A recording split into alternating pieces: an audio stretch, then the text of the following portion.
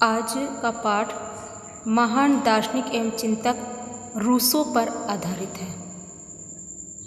सामाजिक अनुबंधों के विचारकों में रूसो का महत्वपूर्ण स्थान है। वह एक दार्शनिक क्रांतिकारी विचारों का प्रणेता, शिक्षाशास्त्री, आदर्शवादी, मानवतावादी, युग निर्माता तथा साहित्यकार था।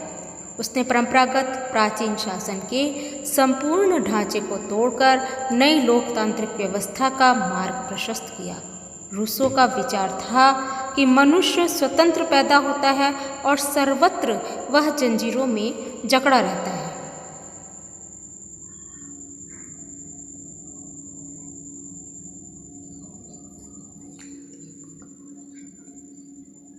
उसके सामान्य इच्छा के सिद्धांत तथा सावयवी समाज के सिद्धांत को महत्वपूर्ण माना गया। रूसो का राजदर्शन का पिता कहा गया।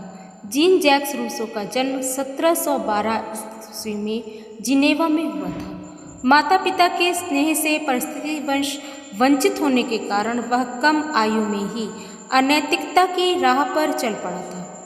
वह सदैव वर्तमान में जीता था। नियमित शिक्षा से वंचित होते हुए भी उसमें कुछ जन्मजात प्रतिभा थी।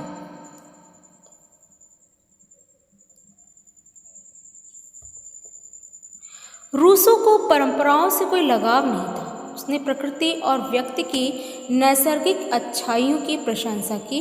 उसका कथन था कि व्यक्ति जैसे जैसे संपत्ति और संस्थाओं के बंधन में आया वह कुटिल होता गया।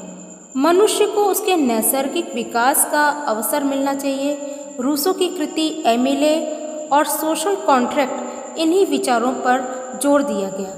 इसी आधार पर मानव को प्रेरित करने का प्रयास किया गया।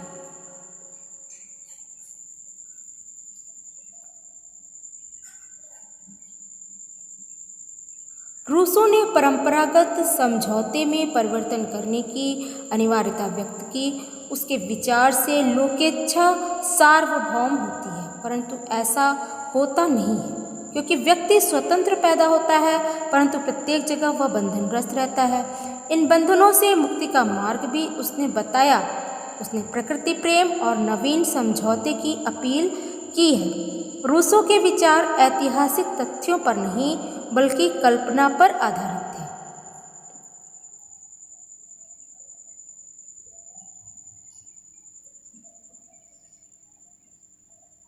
यद्यपि रूसो ने क्रांति की बात नहीं की, परंतु तत्कालीन संस्थाओं और व्यवस्थाओं को नकार कर उसने मार्गदर्शन किया। किसी एक व्यक्ति या संस्था में विश्वास न प्रकट करके उसने मानव मात्र में आस्था प्रकट की थी। सभी व्यक्तियों को उसने स्वतंत्र और समान माना था। फ्रांस की क्रांति के मूल विचार समानता, स्वतंत्रता, भ्रातृत्व उसी के विचारों से प्रेरित थे। क्रांति के समय उसी के विचारों का सर्वाधिक प्रभाव दृष्टिगत हुआ था।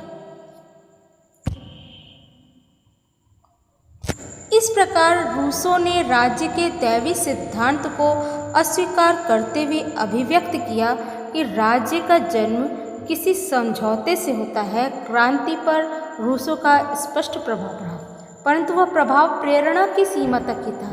इस प्रकार व्यवहारिक स्तर पर उसके विचार क्रियान्वित नहीं हो सकते थे। उसने मनुष्य में लालसा जगाई और बंधनों से मुक्त होने की प्रेरणा भी दी।